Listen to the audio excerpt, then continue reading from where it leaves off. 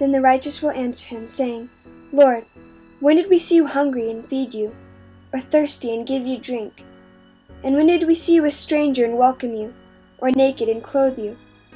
And when did we see you sick or in prison and visit you? And the king will answer them, Truly I say to you, as you did it to one of the least of my brothers, you did it to me.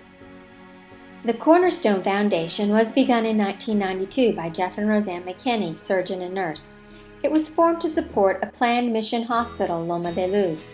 The vision for Hospital Loma de Luz was to provide modern medical care in an area where there was none, and in the process to give an ongoing witness to the gospel of Jesus Christ to a people in a region which had neither medical care nor ongoing Christian witness.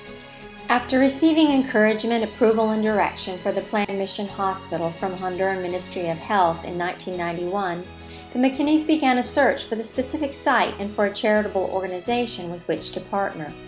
Not finding an organization interested in building a modern mission hospital, the Cornerstone Foundation was formed.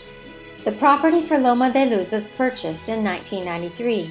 In 1994, after obtaining full title to the land, construction began on hospital support facilities. Construction on the foundations of the hospital began in 1996. In 2000, an outpatient clinic was opened. By 2002, the hospital building itself was completed to the degree that the clinic was moved into the front half of the building, and by February 2003, the completed hospital was inaugurated. The Foster Children's Center was opened in June of 2008. Since that time, under the direction and hard work of Ian and Liz McKenzie, it has continued to grow and to protect, care for, and disciple children in need. In 2007, some basic plans were laid and plantings were begun for a new agricultural aspect to Loma de Luz, with the primary goal being to contribute commercially to the sustainability of the overall work.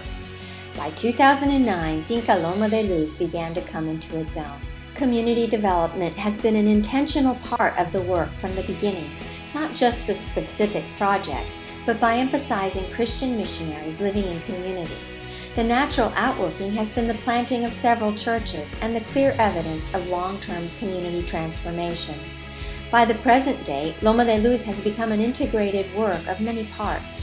There are currently 30 adult missionaries and 20 missionary children. There are generally somewhere between 5 and 15 volunteers of intermediate term commitment at any given time, and roughly 65 dedicated full-time employees and about 150 more part-time employees through the year.